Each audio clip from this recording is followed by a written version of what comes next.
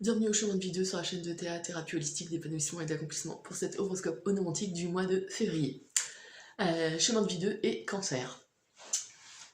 Alors, voilà la carte de ce mois-ci et je peux vous dire que pour vous ça va bouger ce mois de février parce que déjà en influence mensuelle on a la tour, donc il y a quelque chose qui s'effondre, d'accord? Et au vu de ce que j'ai dans les maisons là, c'est vous qui allez vous transformer. Il y a un effondrement psychique ici, alors pas dans le sens négatif du terme dépression, on touche le fond, non, il y a quelque chose qui bouge et qui va se transformer, donc ça c'est plutôt cool. On a une prise de conscience, une illumination, je sais pas, il y a quelque chose qui bouge en tout cas, je vais vous le dire. Ouais, je vais commencer à définir tout de suite. Donc on a deux axes d'influence, mais alors on a un normal, donc il y a deux maisons, et l'autre axe d'influence concerne une, deux, trois, quatre maisons différentes, sachant qu'elles se croisent en plus. Donc on a un gros bloc d'influence ici. Je vais commencer par le petit. Maison 11, maison 6. D'ailleurs on pourra même après la lier avec les autres, mais on verra. Maison 11, maison 6, déjà on a maison 11. Oui, je vous l'ai dit, hein, la tour, effondrement, transformation intérieure, illumination, voilà. Je peux pas faire plus clair. Maison 11, c'est la maison des espoirs, c'est la maison de l'amitié, c'est vraiment les liens qu'on a avec les autres, mais des liens qu'on a voulu, d'accord, qu'on a construit entre guillemets, et c'est la maison des espérances, d'accord. Ici, on a le jugement. Le jugement qui représente, alors déjà dans le sens le plus terre à terre, on a bien sûr le côté juridique des choses, mais on a aussi, alors certains disent la nuit noire de l'âme, donc c'est vraiment cette notion d'être dans un tunnel, on ne sait pas où on va, on est encore dans l'obscurité, mais on y va pour se transformer entre guillemets, d'accord. Là on a une notion de trouver sa place. Alors ici, j'ai l'impression qu'il y a un espoir qui renaît par rapport à cette maison 6. On va regarder, mais là, il y a un espoir qui renaît. On a cette notion d'avoir trouvé sa place, d'avoir pris une décision et de s'y tenir. D'accord? On a vraiment cette notion de renaissance et de transformation, je vais le dire plusieurs fois dans cette vidéo, vu toutes les cartes qu'on a, mais parce qu'on a quand même le jugement, on a la mort, on a le diable et on a la tour. C'est pas n'importe quel arcade majeur. Hein. Donc voilà, on a en plus dans la maison des espoirs, donc c'est une renaissance qui vous amène de l'espoir. Soit c'est des amis qui vont vous redonner espoir, c'est possible, soit c'est vous qui avez l'espoir de changer. Sachant que c'est en lien avec cette maison 6. La maison 6 c'est quoi? C'est la maison de l'hygiène de vie, de la santé et des inférieurs. Alors, inférieurs, c'est bien. Disons que c'est le travail quotidien qu'on fait tous les jours, et c'est en lien avec les animaux, les domestiques aussi, donc les gens qu'on a à notre service. Je préfère ce terme-là. Voilà, d'accord. Ici, on a le 2 de coupe. Le 2 de coupe nous parle d'osmose. On est vraiment sur quelque chose de fusionnel, d'accord.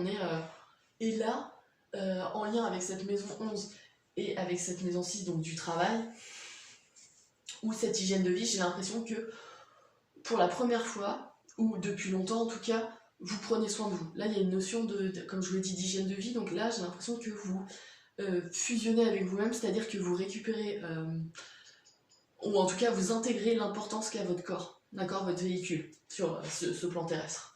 Ou alors, vous avez rencontré quelqu'un avec lequel vous êtes sur la même longueur d'onde, donc ça c'est plutôt positif, et c'était un ami en fait. Ça c'est possible aussi, en lien avec la maison 11, les amis, peut-être que vous vous rendez compte que finalement votre ami est peut-être votre âme sœur, enfin, voilà, ça c'est possible, et ça vous apporte de nouveau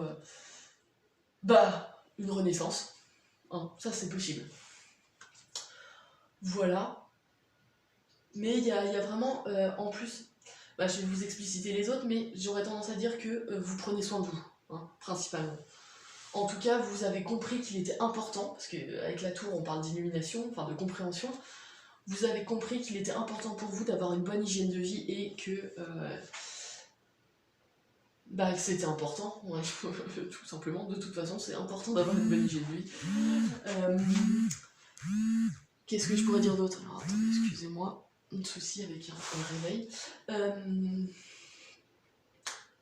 Je vais attaquer sur les autres maisons et je pourrais rebondir ensuite après par rapport aux deux de coupe et à la Renaissance. Maison 8, maison 4. Maison 8, ici on a le diable avec la maison 4, ici le 6 de pentacle, enfin le 6 de denier.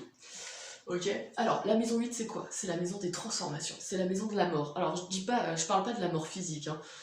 Enfin si, ça peut concerner la mort physique, mais là je vous dis pas que vous allez mourir, non. Il y a une notion de transformation intérieure, donc il y a quelque chose qui doit mourir en vous. Cette notion-là, elle est en lien avec le diable. Le diable qui nous parle de quoi? De libération, de choses qui sont toxiques et dont il faut vous libérer, d'accord? De choses toxiques, voire addictives, et qui vous détournent du droit chemin. C'est cette notion-là que rapporte le diable, d'autant plus que, en analogie, la maison 8 c'est Pluton, c'est le scorpion, donc il y a vraiment quelque chose d'instinctif et de viscéral, d'intérieur, d'accord, qu'il faut modifier. C'est aussi un gros potentiel créatif qui est pareil intérieur et comment dire, viscéral, ouais, je pourrais dire ça. Enfin ouais, je peux pas dire mieux, c'est vraiment quelque chose qui vient de vos tripes, hein, voilà. Et là on est en lien avec cette maison 4 qui parle du foyer, de la maison, des biens immobiliers et de la mère pour les femmes qui regardent ou le père pour les hommes qui regardent, mais c'est souvent la lignée maternelle en lien avec la maison 4 et les choses souterraines. Mais bon là, ici, le 6 de denier nous parle d'avoir enfin trouvé un équilibre entre je reçois et je donne. Alors c'est assez drôle parce que c'est dans la maison 4 qui, en analogie, en astrologie, concerne le cancer. Le cancer, son mode de fonctionnement, c'est donner, mais dans le but de recevoir aussi. D'accord? Il a cette notion-là. Et on a pile poil le 6 de denier dans cette maison-là, qui nous parle de justement trouver cet équilibre entre donner et recevoir. J'ai l'impression que c'est en lien avec une relation filiale maternelle ou de grand-mère ou de tante, enfin une lignée maternelle héréditaire, c'est possible parce que la maison 4 c'est l'hérédité aussi, qui était toxique, dont il faut vous libérer. D'accord? Avec ce diable-là, on a cette notion-là. On a une notion ouais, de prise de conscience avec la tour qui nous dit qu'il faut enfin réussir à trouver l'équilibre et à se libérer d'une relation qui pour vous était toxique, d'accord? En lien avec la mère, d'accord? Alors ça peut être la grand-mère, ça peut être l'arrière-grand-mère, ça peut être la maman tout court, ou la relation que vous avez avec votre fille aussi, d'accord? Là ça ressort beaucoup.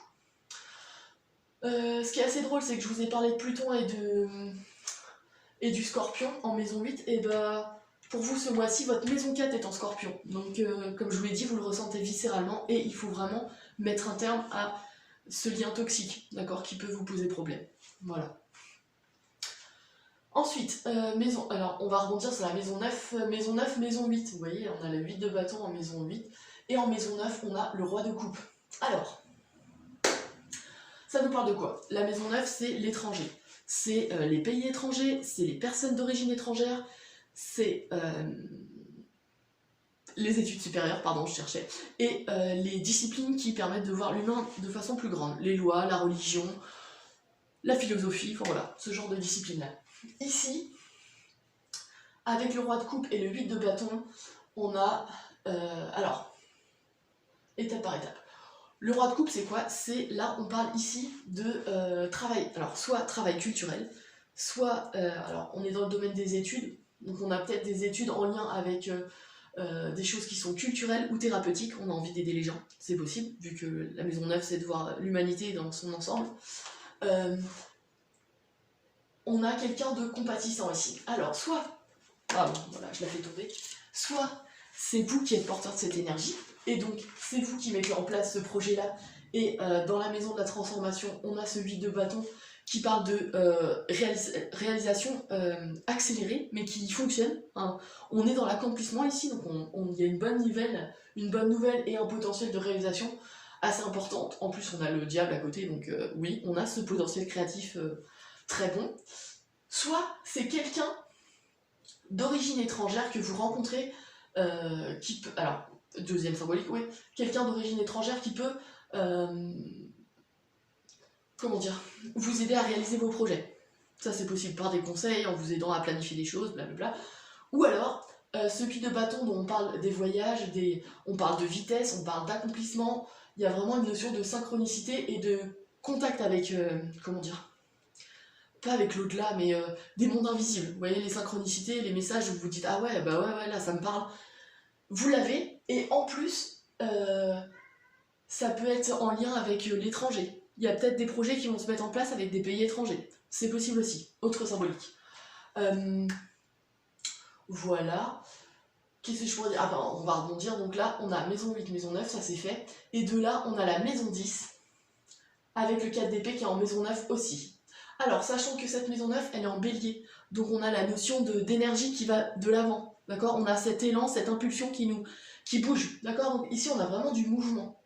Donc ça, c'est plutôt cool. Et donc, je rebondis de tout ça vers la maison 10. La maison 10, c'est quoi? C'est les honneurs. C'est le but qu'on se donne dans la vie, c'est la profession. Et c'est le refus de l'hérédité. Le refus de l'hérédité, c'est à l'opposé de la maison 4, qui est en lien avec la mère et puis la filiation. Là, on a la mort. La mort, vous imaginez, vous avez la carte sans nom. Donc là, il y a vraiment une transformation personnelle dans l'ambition que vous mettez ou les efforts que vous allez mettre dans votre réalisation personnelle, d'accord? Une transformation qui, j'ai l'impression, est en lien justement avec cette maison 8 et maison 9 que j'ai mis juste là. Dans cette maison 9, on a le 4 d'épée, et c'est en axe avec la mort. La 4 d'épée qui nous parle de quoi? De se reposer après un travail intense, de se relaxer, et on parle de méditation, de projets spirituels, ou qui nous parle un peu plus, qui nous permet de nous ouvrir sur une vision plus grande de l'humain, ça c'est sûr, mais aussi qui nous permet de nous reposer et de réévaluer les objectifs qu'on va mettre en place. Et c'est là que la mort intervient, c'est que on va changer, vous allez changer vos objectifs, c'est l'impression que j'ai. Vous allez changer votre but dans la vie. Vous avez décidé que c'était plus ça que vous vouliez, mais autre chose, c'est possible. N'oubliez pas que vous avez la tour, donc il y a tout qui... là, il y a une reconstruction qui doit se mettre en place, d'accord? Ce refus de l'hérédité, en plus, elle est en opposition avec ce 6 de pentacle. Vous avez enfin décidé, pour moi, de vous écouter. Avec le 2 de coupe qui nous parlait d'être sur la même longueur d'onde, j'ai l'impression que c'est vous êtes sur la même longueur d'onde, mais avec vous-même. Ce 6 de pentacle vous dit que vous avez enfin trouvé l'équilibre entre donner et recevoir. Ici, on a cette notion-là de...